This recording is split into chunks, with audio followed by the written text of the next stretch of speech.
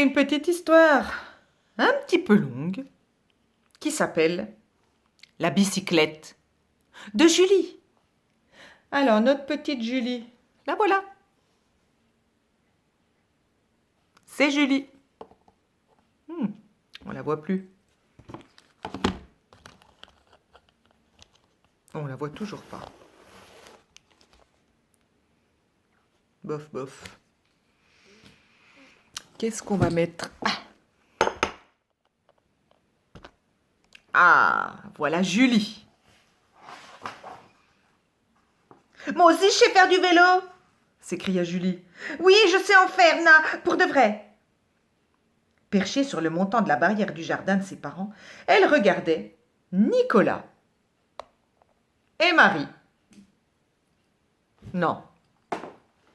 Nicolas et Marie. Et qui, sur leur bicyclette, dévalaient à toute allure sur la rue en pente. Il y avait de quoi la faire enrager, n'est-ce pas? Mais Julie n'avait que 5 ans. Et elle n'était pas encore capable de tenir un guidon.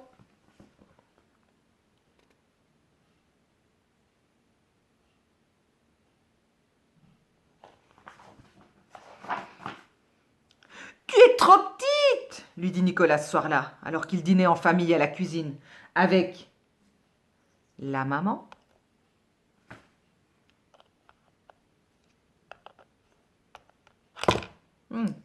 la maman et le papa.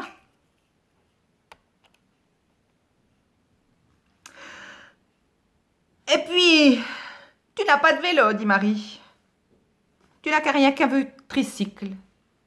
Julie se fâcha. Il m'ennuie toujours, dit-elle à papa et maman. Je ne peux pas faire de bicyclette sans bicyclette. Et elle se mit à mordiller son pain en marmonnant. Ah, mais je sais en faire, là, pour de vrai. Ouais. Julie faisait énormément de choses pour de vrai. Je vais à l'école pour de vrai. Madame Dumont, la voisine. Eh bien, s'exclamait souvent. Oh, c'est étrange, Marie et Nicolas ont les yeux bleus, mais Julie les a presque verts. Non, non, moi aussi, j'ai les yeux bleus pour de vrai. Car Julie voulait ressembler en tout à Nicolas et à Marie. N'avoir qu'un vieux tricycle. Mais qu'est-ce que c'est bête, dit-elle, dit Julie à Nestor en allant se coucher ce soir-là. Oui, Nestor, il dormait toujours avec Julie. Nestor, ce n'était pas un nounours comme on pourrait le croire, c'était un petit cochon en tissu bourré que maman lui avait confectionné. Et Julie lui racontait tout. Il n'y a que toi qui m'écoutes, Nicolas et Marie, ils ne font jamais attention à ce que je dis. De plus, ils ne comprennent rien. Nestor était beaucoup plus intéressant qu'eux, et sans bouger, il laissa Julie lui expliquer la situation. Oui, une mauvaise action qu'elle comptait faire. Si on ne m'offre pas de bicyclette à mon anniversaire, eh bien, j'en chipperai une. Voilà. 2 jours plus tard, ce fut l'anniversaire de Julie. 5 ans. Oui, 5 ans. Papa, maman, Nicolas et Marie vinrent la réveiller en chantant « Bon anniversaire, nos vœux les plus sincères » et lui offrirent de nombreux cadeaux. Mais pas de bicyclette. Elle eut 3 petites autos, un livre d'images, une corde à sauter, une balançoire neuve à installer dans le jardin et un sac rouge, tout brillant, à porter en bandoulière. Mais pas de bicyclette.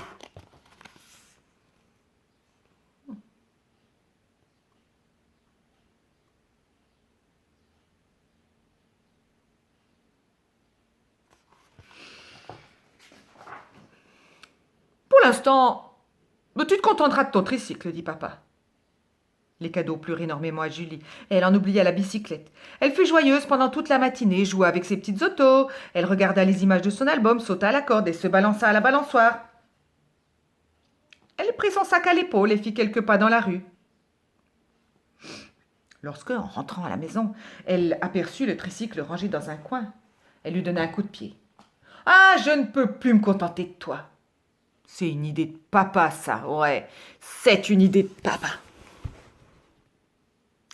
Elle ne se rappelait pas qu'elle avait été si heureuse de l'avoir 2 ans plus tôt pour son anniversaire. C'est une vraie bicyclette qu'elle désirait maintenant. Et je sais où en chipper une. Oui, il y en avait une vieille dans le hangar de Madame Dumont. Je vais aller la chercher, dit Julie à Nestor. Tu vas venir avec moi. Bah oui, Julie ne voulait pas être seule pour chaparder cette bicyclette. Il faudra attendre que Madame Dumont fasse sa sieste. Comme ça, elle ne nous verra pas. Chut. Quelle vilaine petite fille. Après le repas, Julie alla voir si Madame Dumont dormait. Mais non, elle tricotait, elle ne semblait pas avoir sommeil. Caramel, l'affreux roquet de Madame Dumont, arriva en aboyant. Mais Julie le connaissait, ça ne lui fit pas peur. Continue, tu peux aboyer, même le jour de mon anniversaire. Et puis elle s'adressa à Madame Dumont. Devinez de qui c'est l'anniversaire aujourd'hui? Attends que je réfléchisse. Ah mais c'est le tien, je ne me trompe pas. Alors elle se dirigea vers sa commode et en sortit un petit paquet. Mes meilleurs vœux, ma petite Julie. Sans attendre, Julie déchira le papier qui enveloppait une boîte. Dans cette boîte, il y avait un petit bracelet avec des pierres bleues, rouges, vertes. Oh, quel plaisir cela fit à Julie. Le bracelet était joli. Elle remercia 1000 fois Madame Dumont. Vous êtes la plus gentille. Elle mit le bracelet à son bras en regardant les pierres briller à la lumière. C'est presque des diamants.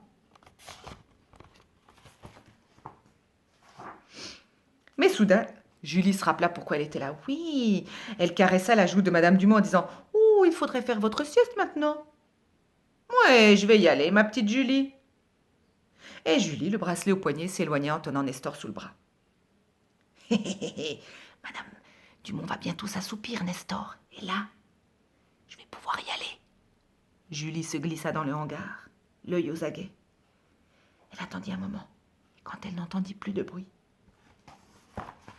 elle se décida.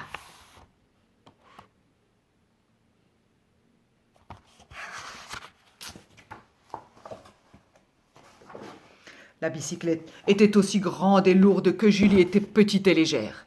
Elle se renversa 4 fois avant que Julie ne parvienne à la sortir du hangar. Puis elle lui érafla les mollets, la bouscula et s'étala de nouveau. « Ah, attends un peu que je monte sur tes pédales !» Julie avait accroché Nestor sur le porte-bagages.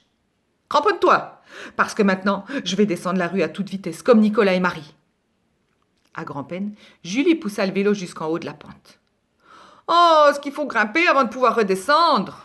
soupira-t-elle tout essoufflée.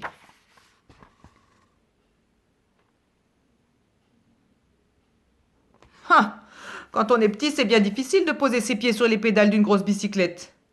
Mais Julie eut de la chance, car quelqu'un avait laissé traîner une vieille caisse en haut du trottoir de la rue. C'est juste ce dont elle eut besoin pour se hisser sur la selle. « Ça y est, Nestor, on démarre !» Mais elle n'avait pas fini de parler que déjà, oh là là là là, elle prenait un élan formidable. Elle roulait plus vite que Nicolas et Marie. Jamais encore on n'avait vu ça dans la rue. « Les freins !» hurla Julie. « Les freins !» Mais la bicyclette ne savait pas freiner.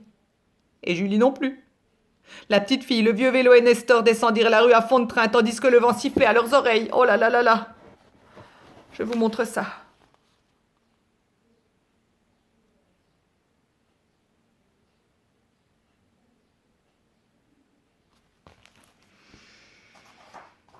« Au secours !» s'écria Julie. « Au secours !» Mais le vélo continua sur sa lancée jusqu'en bas de la pente, et il alla défoncer avec fracas la haie du jardin de Madame Dumont. Julie s'envola, passa par-dessus le guidon et atterrit tête la première dans un rosier. Alors elle se mit à crier si fort que Madame Dumont se réveilla en sursaut et montra un visage épouvanté à la fenêtre. « Oh! Oh là! Oh là là là là! Qu'est-ce qui se passe? Qu'est-ce qui se passe? Mais qu'est-ce que tu as fait, Julie? » « J'ai fait de la bicyclette. J'ai fait de la bicyclette. Et le jour de mon anniversaire en plus. »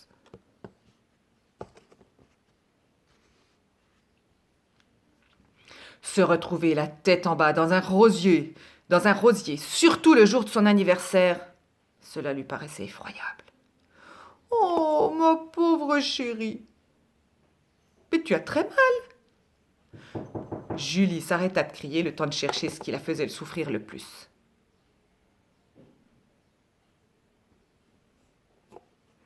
« Oui, j'ai mal partout, au front, au bras. » Elle avait une énorme bosse sur le front. Elle ouvrit la bouche pour se remettre à crier lorsque... Ah! Je saigne le jour de mon anniversaire. Oh! Et puis elle recommença à pousser de grands cris d'une voix si perçante que toute la rue aurait pu l'entendre. Le jour de mon anniversaire. Elle recommença donc à pousser de grands cris parce qu'elle avait du sang sur sa jambe, parce qu'elle avait une bosse au front. Peut-être aussi parce que elle avait volé une bicyclette et que, oups, elle se demandait tout à coup ce que Madame Dumont en dirait. Regardez la Julie.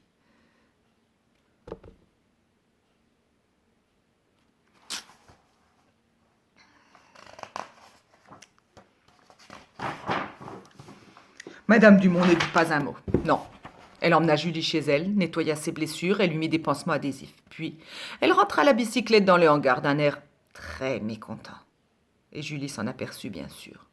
« Mais je l'avais prise pour un petit moment, pas plus. Je l'aurais rapportée avant la fin de votre sieste. Est-ce que vous voulez bien me pardonner, Madame Dumont ?»« Mais bien sûr, petite chérie, bien sûr. Mais un grand vélo, c'est dangereux. Il t'en faudrait un petit, oui. Hein ? Vous voulez dire un tricycle ? Non, je veux dire une vraie bicyclette, mais une petite. Oh, dites ça, papa. Et aussitôt, elle refondit en larmes. Mon bracelet ! J'ai perdu mon bracelet ! Et ce n'était que trop vrai. Elle ne l'avait plus au bras. Cherchons-le, proposa Madame Dumont. Elles le cherchèrent longtemps dans les hangars, dans la rue, partout, mais elles ne le retrouvèrent pas. Alors, Julie retourna à la maison en pleurant et en criant si fort que Nicolas et Marie, qui revenaient, à bicyclette bien sûr, l'entendirent de loin et la rejoignirent devant le portail. « Pourquoi tu pleures ?» demanda Nicolas.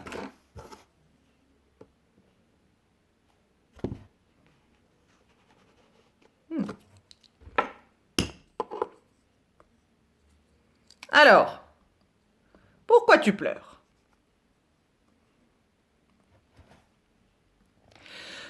Parce que c'est pas un bon anniversaire. Elle leur parla du grand vélo et du bracelet perdu. T'as perdu ton bracelet ? Ah, ça t'apprendra, ça. Ah, Madame Dumont t'offre un bracelet, c'est gentil, ça. Et toi, aussitôt après, tu vas lui voler son vélo dans le hangar ?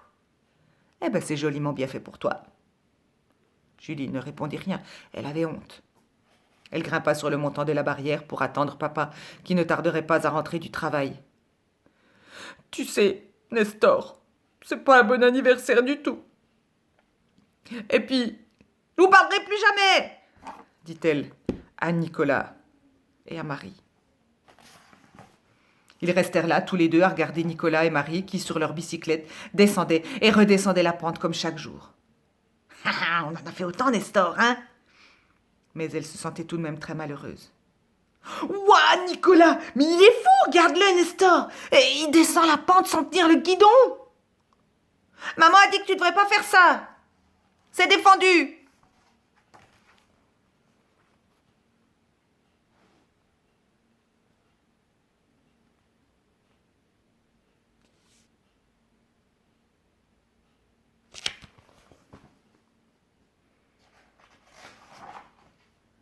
Mais aussitôt, elle vit arriver papa.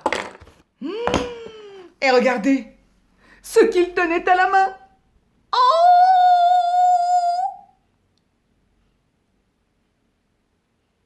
Qu'est-ce qu'il tenait à la main ? Une bicyclette ! Une petite bicyclette juste à la taille de Julie. Mais je n'y comprends plus rien. Et elle poussa un grand cri de joie qui attira maman à la fenêtre. Et maman n'y comprit plus rien non plus. Mais ça veut dire demanda maman. Est-ce qu'on n'avait pas décidé que Julie n'en aurait une que l'année prochaine?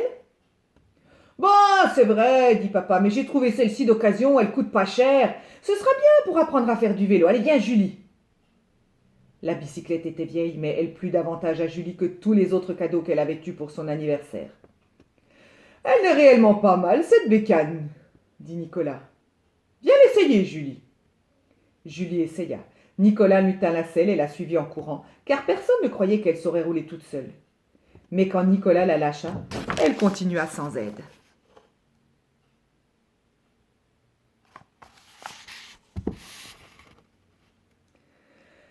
Mais regardez, elle sait, dit maman qui était restée à la fenêtre. Bien sûr que je sais faire du vélo. Regardez, Madame Dumont, cria-t-elle en passant devant sa maison. Regardez-moi, je sais faire du vélo. Madame Dumont, étonnée, apparut derrière sa haie. Elle agita une main en criant. Et moi, je viens de trouver cela accroché au rosier. Madame Dumont tenait le bracelet. Toute surprise, Julie tomba. On ne peut pas être sur une bicyclette et regarder un bracelet, bien sûr.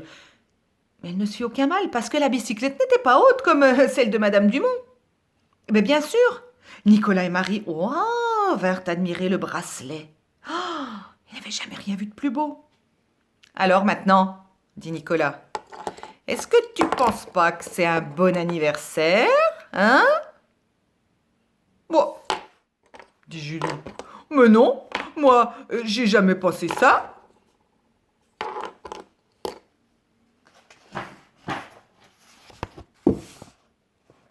Julie fit 10 fois le tour de la maison sur sa bicyclette d'occasion avec Nestor sur le porte-bagages.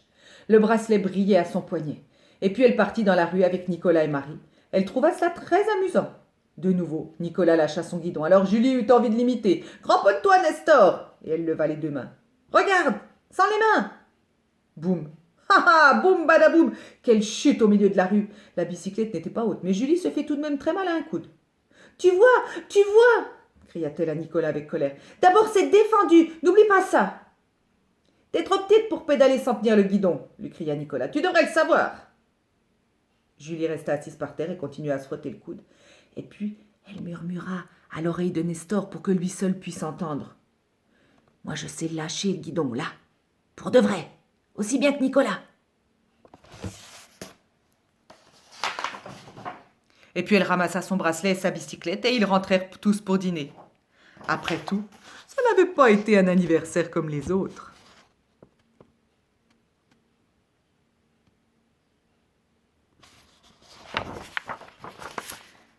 Allez, qui va dessiner Julie sur son vélo ?